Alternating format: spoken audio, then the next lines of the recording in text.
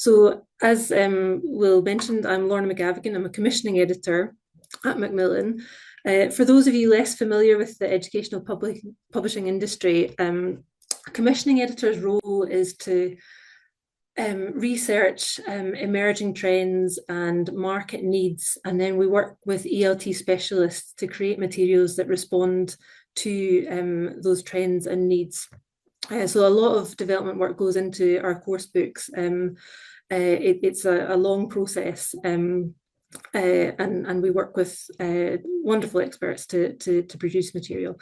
Before I worked in publishing, like many of my colleagues, I taught English, and I still regularly visit schools to observe classes and understand different teaching scenarios, which is one of the lovely parts of the job.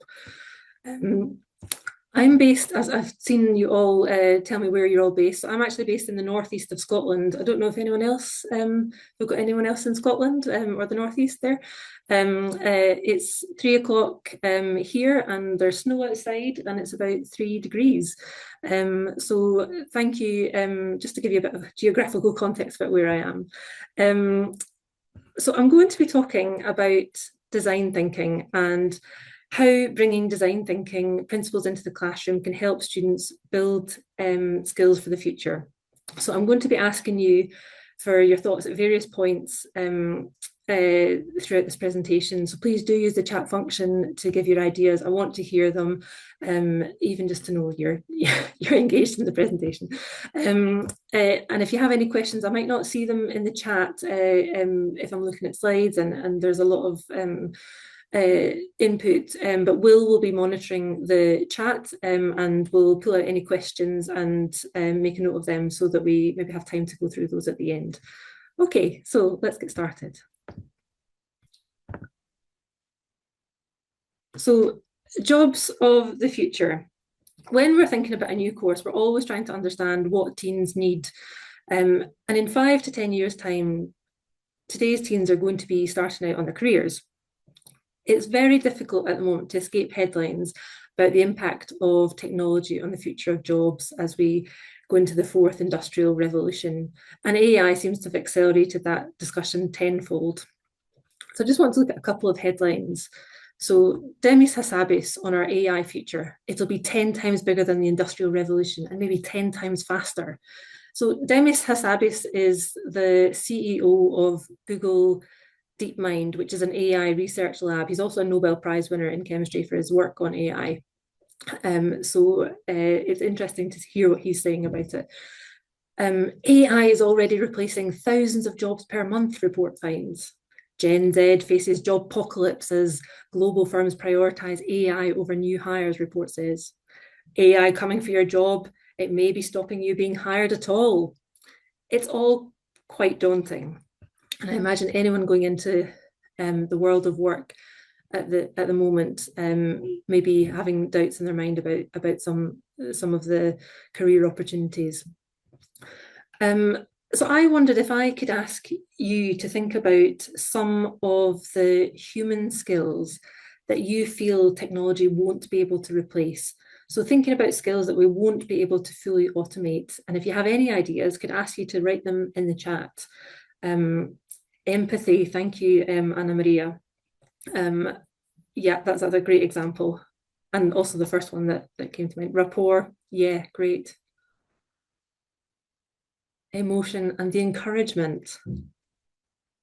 Empathy and non-violent communication. Humor. Yeah, I don't know about AI sense of humor. I've not had great experiences with it. Psychotherapy, psychology, law, values, facial expression, feelings, soft skills, social connection. I think creativity, yes, thank you. That's such an important one, and we're going to be talking about that. Validating emotions. Yeah, so there are no right or wrong answers. I don't think we really know what AI is going to be able to do yet. But thank you for all your great ideas and contributions there. I think overall, there's a sense of optimism, if you agree, that we won't be fully replaced. And I've thought about this a lot myself, and even asked AI what it thought would be a good answer to that question. It came back with AI can simulate empathy, but it doesn't feel. I would caveat that with yet, because it gets very close sometimes to making you feel as though it's real. And AI generates content based on patterns and data, but it can't come up with original ideas. Again, who knows what's going to happen in the future? And someone's saying AI might take the place of teachers, but I don't fully agree. AI still needs advanced skills to understand whether a student has actually grasped the subject or not. Yeah, it's a very good point. And a good one for us as teachers. So for me, the way we support students in the future is by emphasising the human skills they bring and giving them confidence in those skills. So thank you, Jana. Don't worry about being late. Lovely of you to come. Yes, somebody is just saying that there was a prediction that there may be no traditional teachers in 2025. I'm glad that's not happened yet, although I have read about university courses being taught through AI modules, but there seems to be, I don't think that's been fully sort of reviewed yet. Anyway, what I wanted to ask you next about what do you know about design thinking? How many of you are familiar with it? So if you could read the statements, you're ahead of me. If you could read the statements and say 1, 2, or 3, I've heard of it. I've never heard of it. I've heard of it, but I don't know much about it. I've heard of it and I would like to know more. I'm seeing a lot of 1s and 2s. Got a 3 from Zana there.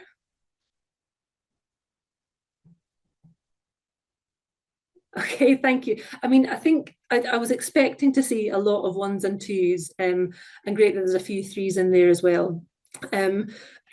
I think it's a relatively new term outside of the world of product development. So let's learn a little bit more. So what is design thinking? Design thinking methodology, it originated in top tech firms like Google and IBM and Apple, but it is now being used more widely in other industries. So leading educational institutions like MIT, Harvard, the London Business School, and many more are offering courses in design thinking, and you can pay thousands to attend one of these courses. But in its essence, it's a 5-step approach to solving problems, and it puts the user at the center of the process and focuses on solutions.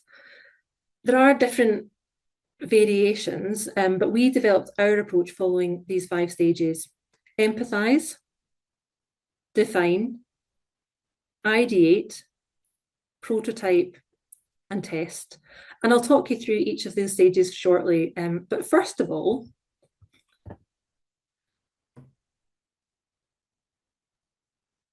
so I think, yes, somebody's still answering the question. Thank you very much. So values such as soft skills are things which AI will lack in the future.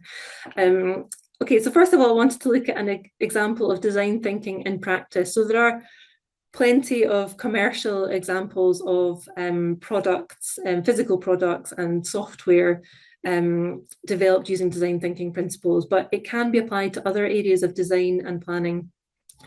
These pictures are of the Royal Hospital for Children in Glasgow, Scotland, which is where I'm from. It was redesigned in 2024, and these are just a small glimpse of the changes. Please do look up this project. It's very moving, and it's a very moving and ambitious project. And it's all led by the incredible Dr. Alison Walker, who you can see pictured. So the redesign followed a process follows a user-focused design process, which involved interviews with the people who used the hospital, so the children, the parents, and the staff. And it was through this that the design team were able to understand what would make people feel comfortable and welcomed in an environment which is usually clinical and intimidating. I don't know if you've been to a hospital lately, but they tend not to be the most welcoming places. For example, older children felt that the existing artwork on walls was a bit too babyish. So now the murals are designed for children of all ages, with different types of illustrations at eye level, at different eye levels, and the children can see themselves reflected in them. One child said, "When I was last here, there was nothing to cheer you up. But as you can see, the seating is now much more interactive for imaginative play. And there's even a toy museum in the waiting room where there used to be a blood fridge, so it's much more child focused." It was noted that the large red hand on the operating theatre door was adding to kids' anxiety. So it's a really small detail that may never have been picked up on were it not for these user-focused interviews. And to cater to parents, a wee room, so wee is Scots for small, so a small room with soft lighting was added for parents to use whilst their children were in surgery, which could be a very difficult time for them. And I just think this is such a lovely example of how design thinking can be used to help improve the society that we live in. So what does design thinking have to do with our students' futures and the 2030s? So as discussed, there's an increasing importance on the human skills that AI can't yet replicate, as you listed in the chat earlier. Can design thinking help develop these? Technology is advancing at a rapid pace. Graduate job markets are highly competitive. Many graduates are lacking key employability skills, so critical thinking, communication, collaboration, resilience, innovation, and so on. Further education offers a lot of subject matter input, but it doesn't always prepare students holistically for the world of work. We need to be helping students build skills now to help them thrive in a rapidly changing world.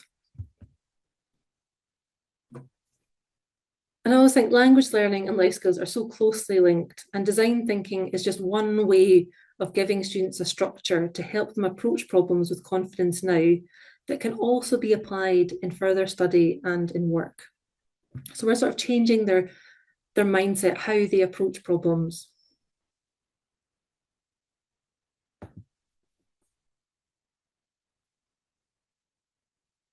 So at Macmillan, we worked with leading ELT specialists to adapt design thinking methodology for the classroom, making sure that the cognitive level was appropriate for teenagers and the staging was appropriate for and achievable in the English classroom. So this is an example of a project where students are tasked with designing a welcome pack for students, for new students at their school. And we found the staging of design thinking just really lent itself to project work in the classroom, providing a relatable goal, a real problem, and a structure that supports students develop their ideas step by step and increase their confidence in their ideas. And I'd like to talk you through today the structure of a design thinking approach to this project.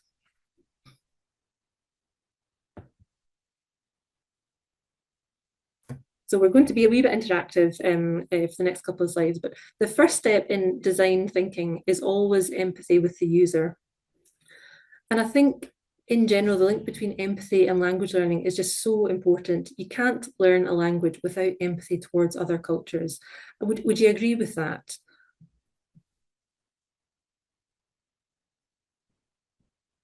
So you can't learn a language without empathy towards other cultures. Okay, I'm getting some agreement. Thank you. I'd just like to check you're still there. So the focus is on understanding the user's perspective. And you can use tools such as empathy maps to understand what users say and think and feel and do. In the project example, the situation is scenario-led to help structure the lesson. So students are given an example of a school and different perspectives of the students there.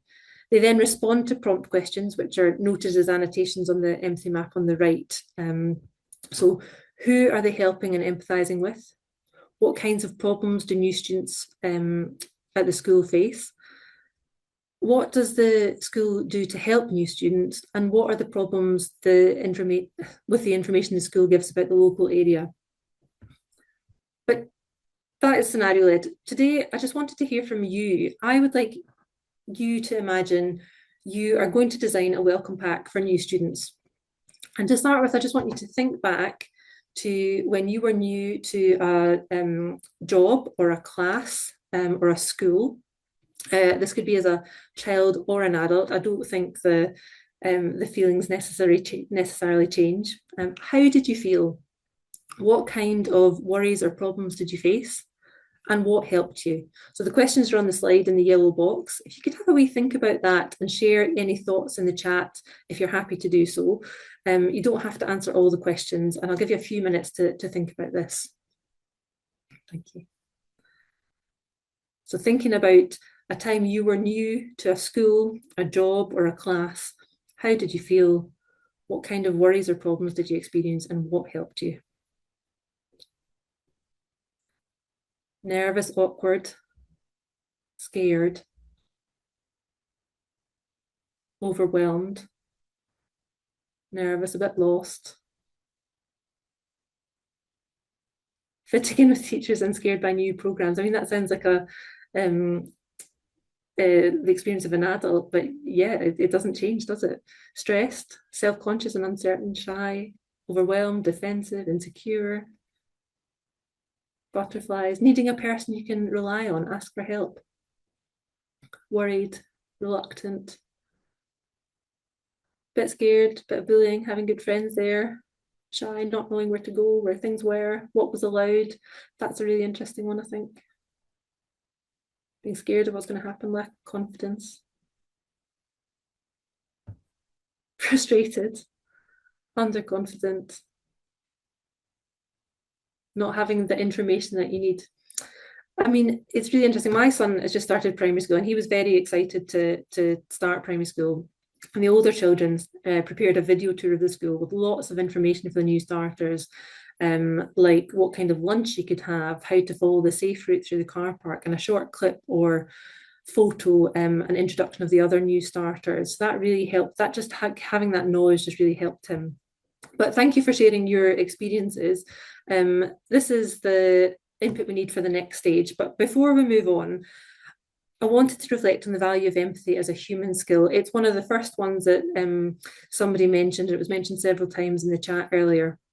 So the benefits of empathy. When we are empathetic, we listen and understand others' viewpoints. We're able to hold multiple perspectives. Not everyone's experience is the same. Not everyone will be scared going into a new school. They might just want to know that information or have that information about what to do in different situations. Accepting of difference, it helps you be accepting of differences of opinion. So if you are able to understand where someone is coming from, helps you advocate for others, and it helps you improve cultural awareness. Thank you for those added points there. Okay, so the next stage is the define stage. So at this point, the goal is for students to summarize the problem in a short statement. And to do so, they need to understand the problem to be able to express it in a way that is clear. So building on their communication and oracy skills and showing that they can understand other viewpoints and clearly define and communicate a problem. Because remember, they're putting themselves into the position of someone else. So they want to understand the problem from someone else's perspective. So thinking about your answers to the last questions, about how you felt in a new situation, let's try and better define the problem together. So what are we doing and why? We want to summarise this in a short statement to make sure everyone really understands the problem that we are trying to solve with our welcome pack. So how would you complete the sentence shown in yellow? We are designing a welcome pack for new students too. You can pop your thoughts in the chat and take a few minutes to do it.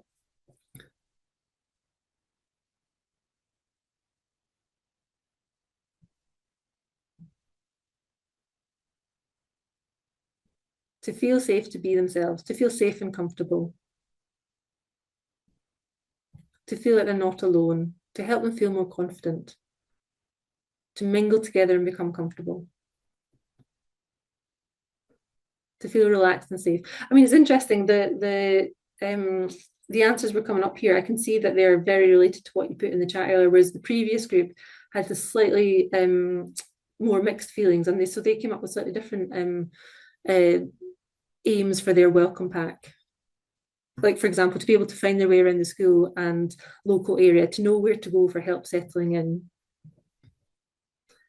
So a couple of the possible answers that I came up with might be to show students that they're welcome and the school wants to help them become part of the community, or to help students see what activities are available so they can make friends more easily, or make students excited about joining the school. There are lots of different directions you could take this welcome pack in.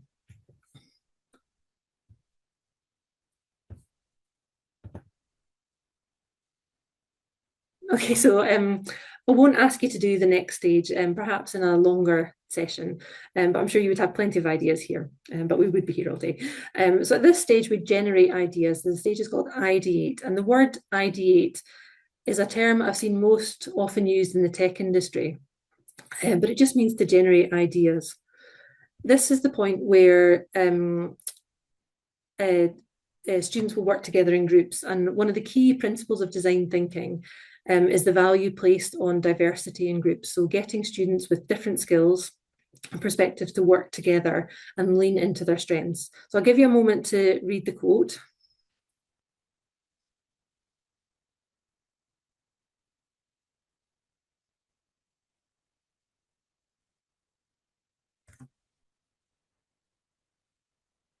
So in general, diverse teams generate a wider range of thinking and ideas and create better innovation outcomes than groups of people with similar mindsets and cultural backgrounds. And that's from Design Thinking for Student Projects by Morgan and Jasperson. And they go on to say, another advantage of diversity is the bringing together of different knowledge sets. And the resulting idea is likely to be something quite different and better than any of them could have developed individually. And this is supported by, sorry, I've just made my notes into tiny size. So this is supported by research. So there was a recent study by McKinsey, one of the big four consultancy companies, and the study showed that companies with more diversity at board level outperform those with less diversity by quite a significant amount. So I think it is really important to think about this. So once students have really defined the problem, they can then start to think of solutions in their groups. So this may include a research stage, but the focus is on the generation of ideas. There's no judgment or feedback on ideas at this stage. It's a safe space. There are a range of ideation or brainstorming techniques that you can use with your class to come up with ideas, and it's good to introduce these to students and allow them to explore them. For example, you might want to focus on how to create a safe space for ideas, or different ways of using sticky notes, or explore different collaborative apps, or different brainstorming strategies like plussing, for example, which is where you enhance someone else's idea with a response beginning with yes and rather than yes but, so a supportive development of an idea. Students will then debate and agree on which ideas to further develop.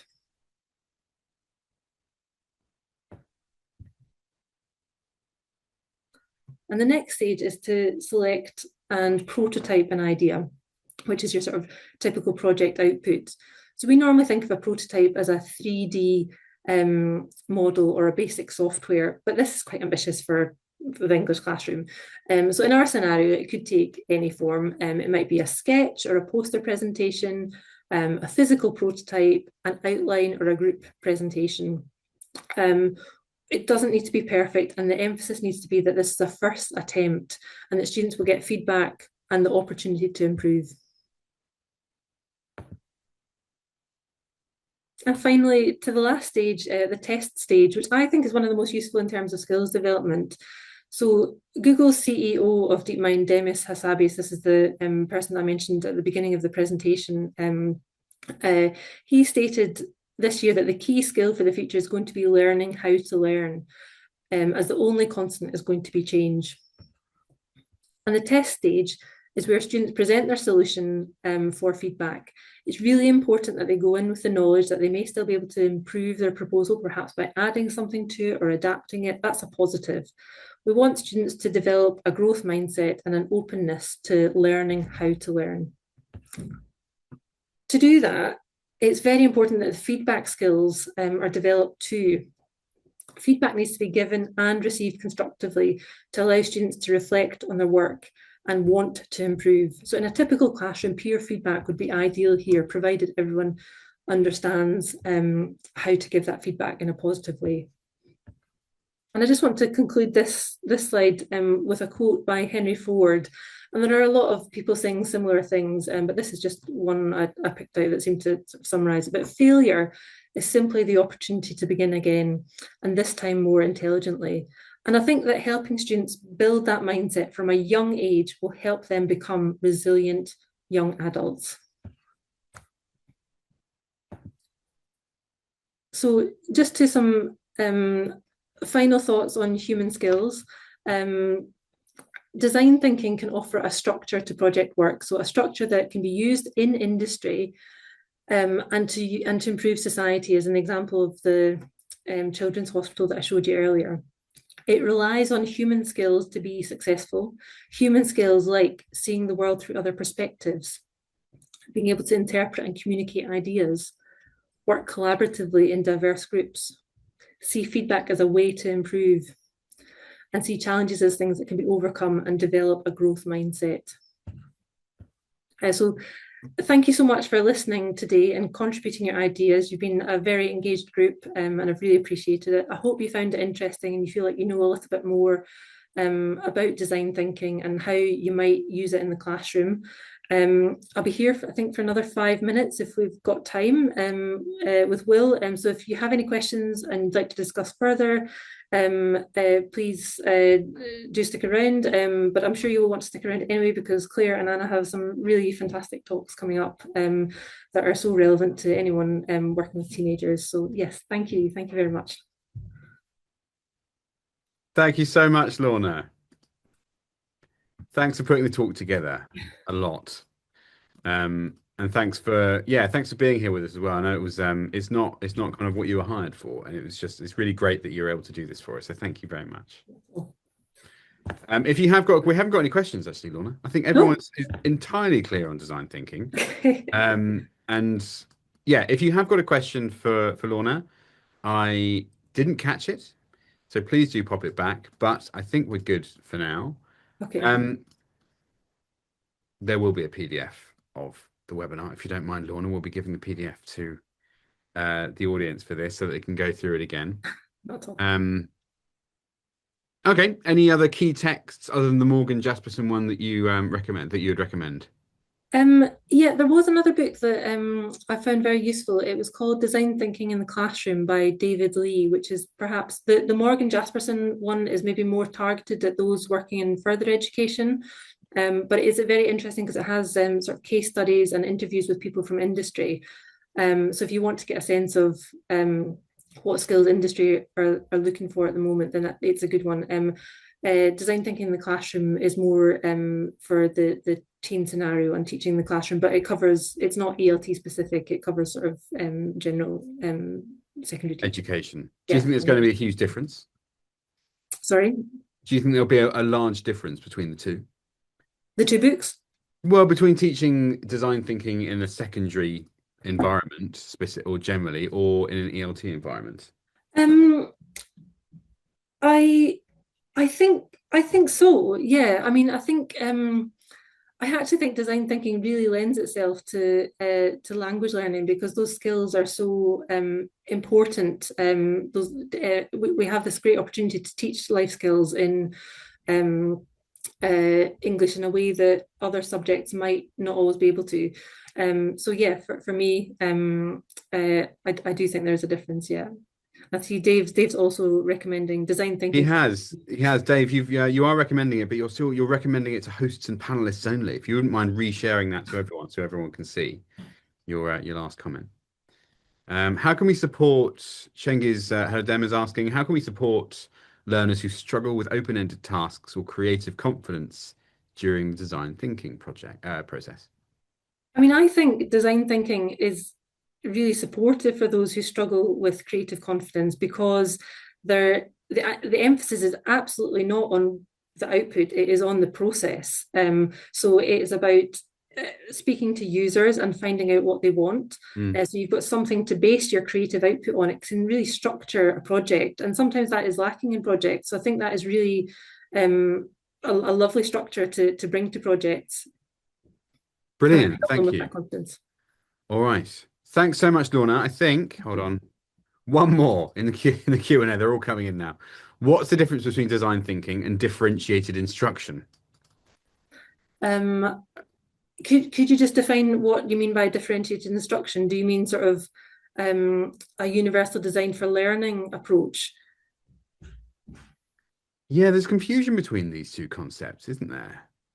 Earlier Yes. we had that, and this is not the first time we've heard of it. Um, so I think with differentiated instruction, that's maybe to appeal to learner variability in the classroom, Mhm. if I've understood correctly. I'm sorry, I can't see who raised the Yes, question Malika. Yeah, for the yeah. chat, but uh, yeah, I mean, I would say it's quite different. I mean, design thinking, with its emphasis on inclusion and diversity, can really help students with different strengths work together, and I think that is something that's really important. And whereas differentiated instruction maybe has a, if I've understood it correctly, is maybe about giving different uh, well, sorry, I'm not sure. Instruction, Yeah, tasks, yeah, and yeah, and different tasks. Whereas I activities, think and design thinking is about working together and taking advantage of variabilities and diversity. Mhm. Brilliant. Thank you, Lorna. I hope this answers your question, Malika. All right. Well, I'll let you go. You got a bit of a Thank, break now between this and the last one. So have a nice break, and we'll okay. see you in a while. Thanks again, everyone. Thank you. Okay, bye bye.